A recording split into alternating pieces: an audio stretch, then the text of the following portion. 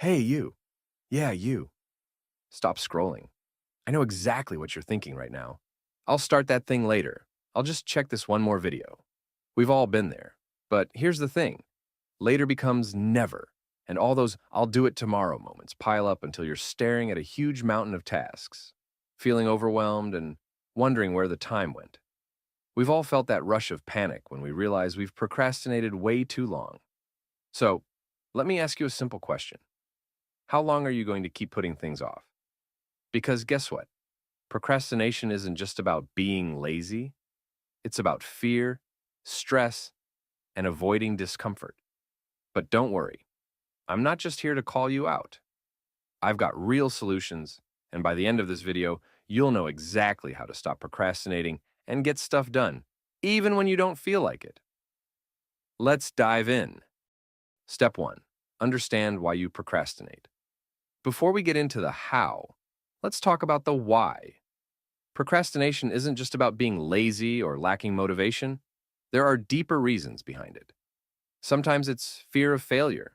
Other times it's fear of success. Or maybe the task just seems too big and you don't know where to start. Understanding why you procrastinate is key to breaking the cycle. Are you avoiding the discomfort of starting? Do you feel overwhelmed by how much you have to do? Identifying the root cause allows you to tackle it head on, rather than just trying to will yourself into action. So, take a moment right now to think about your current task. Why are you avoiding it? Is it fear, overwhelm, or just sheer laziness? Identifying it is step 1 in getting over it. Step 2, break tasks into bite-sized chunks. All right, now let's talk strategy. One of the most powerful tricks I can give you is this. Break the task into smaller chunks. Imagine trying to eat an entire pizza in one bite. You'd choke, right? It's the same with big tasks. When you look at something huge, your brain goes into shutdown mode, and that's when procrastination wins. But if you break it down, suddenly it's not so overwhelming. Let's say you need to write a 10-page paper. The thought of writing all that can paralyze you. But what if you just focus on writing 100 words at a time? You can handle 100 words, right? You're not committing to the whole paper at once, just one little chunk. And before you know it, you've finished the whole thing. The trick here is to make the task so small that you can't help but get started. Step 3, use the 2-minute rule. Now here's where it gets really interesting, the 2-minute rule. This rule is simple. If a task takes less than 2 minutes, do it right now. That's it. No excuses. You see, the longer we let tasks sit, the bigger they seem. But if you just knock out those 2-minute tasks right away, you're building momentum, and momentum is key. So when you're procrastinating, ask yourself, can I do this in 2 minutes? If the answer is yes, do it. Get it off your plate. And just like that, you've started.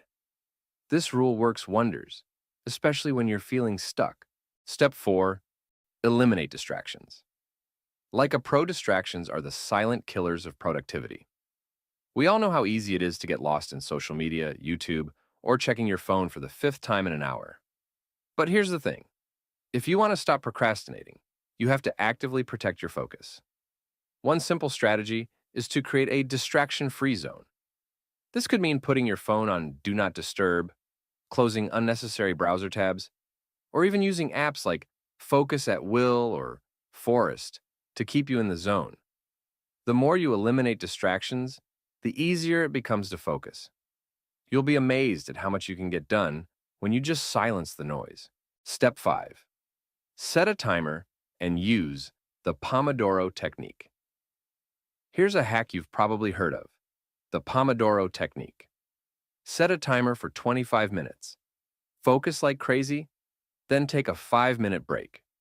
Simple, right? But here's why it works. It tricks your brain into thinking, hey, I only have to work for 25 minutes. That's totally doable.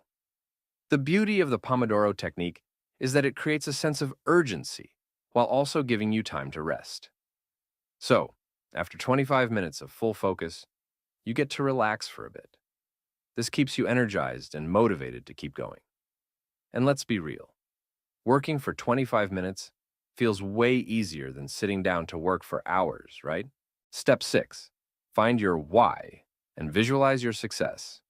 Motivation comes from within, but it's also fueled by something external. To really stop procrastinating, you need to connect with your why. Why do you want to get this task done? Is it to impress your boss? Is it to build something important for your future? Find your deeper reason and use that to power through the tough moments.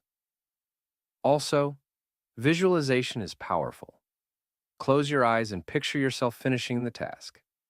Imagine the sense of relief and accomplishment you'll feel. How does it feel to cross that finish line? This positive mental image can be the push you need to start working, even when you don't feel like it. Step 7. Reward yourself and celebrate small wins. Here's the fun part: rewarding yourself. One of the biggest reasons we procrastinate is because the rewards of completing a task feel too far away. But if you add in small rewards along the way, it's like a mini celebration every time you hit a milestone. For example, after you write the first 500 words of your paper, treat yourself to a snack or a 10-minute break to scroll through social media. These small rewards trigger positive emotions and make the process of working more enjoyable.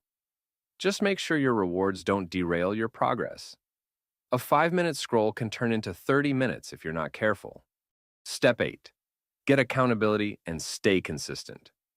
Lastly, here's a tip that will help you stick with it. Accountability.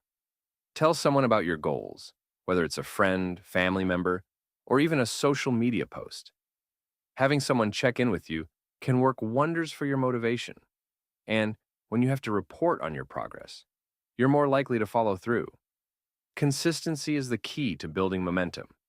If you stay consistent, even if you only work for 25 minutes a day, you'll find that the task becomes less daunting and more achievable over time. Now, let me ask you, what's one thing you've been procrastinating on? Come on, you know the one. That email you haven't responded to, that project you've been avoiding, or maybe it's a goal you keep pushing off into next week, next month, or even next year. Imagine how good it'll feel when it's finally done. Not next week, not tomorrow, but today. Procrastination isn't just about lost time. It's about the weight it puts on your shoulders. Think about it. Every task you avoid doesn't just disappear. It sits there, taking up space in your mind, draining your energy, and keeping you stuck. But the moment you take action, even if it's the smallest step, you'll feel that weight start to lift. And isn't that what we all want? To feel lighter, freer, and more in control? And here's the beautiful thing about action. It builds momentum.